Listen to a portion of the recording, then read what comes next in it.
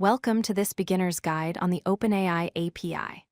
In this video, we are going to explore how to integrate powerful GPT models into your own applications. Whether you are building a website, an app, or a data analysis tool, understanding this API is the key to unlocking generative AI capabilities. So, what exactly is the API? Think of it as a bridge. On one side, you have your application.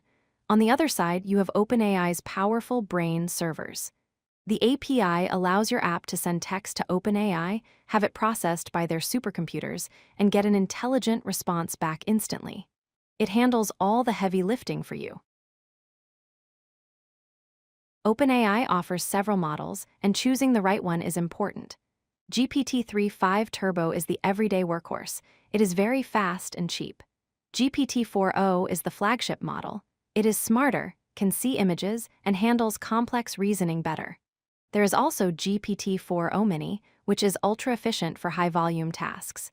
You pick the model based on your need for speed versus intelligence. What can you actually build? The possibilities are vast. You can create chatbots for customer service. You can build analysis tools that read thousands of reviews to find sentiment. You can generate content like blogs or emails automatically. Or you can build coding assistants that help debug software. It is a general-purpose intelligence engine. Getting started involves 3 main steps. First, create an account at platform.openai.com. Second, you must add credits. This is a commercial service, so you need to put in a few dollars to start. Third, generate your API key. This key is a secret password that connects your code to your account. Never share this key with anyone. Let us simplify how these large language models work. It is a text-in, text-out process. You send an input, which we call a prompt. The model processes this by predicting the most likely next words based on its training. It then sends back an output, which we call a completion. It is essentially a very advanced autocomplete engine. When you send a request, you don't just send a string of text. You send a list of messages with specific roles. The system role tells the AI how to behave, like, you are a helpful tutor. The user role is the actual question from your customer. The assistant role stores previous AI replies so the model remembers the conversation context. You can control how the AI responds using parameters. Temperature controls creativity. A low temperature makes the AI precise and factual.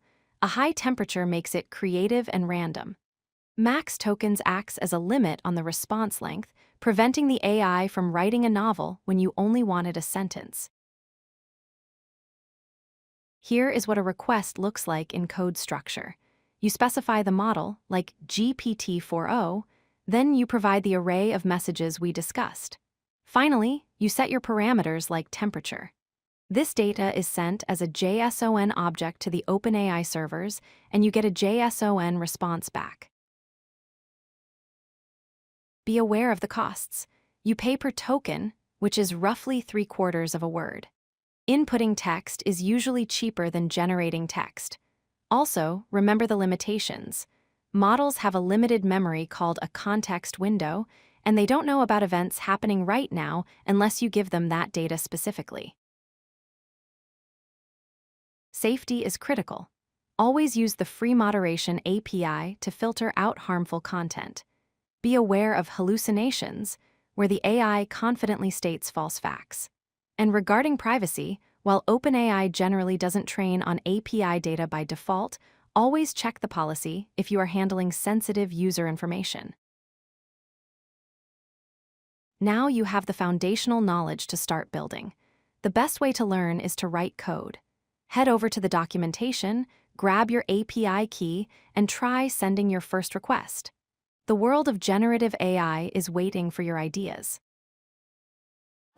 If you like this video, hit that like button and don't forget to subscribe. Visit codelucky.com for more such useful content.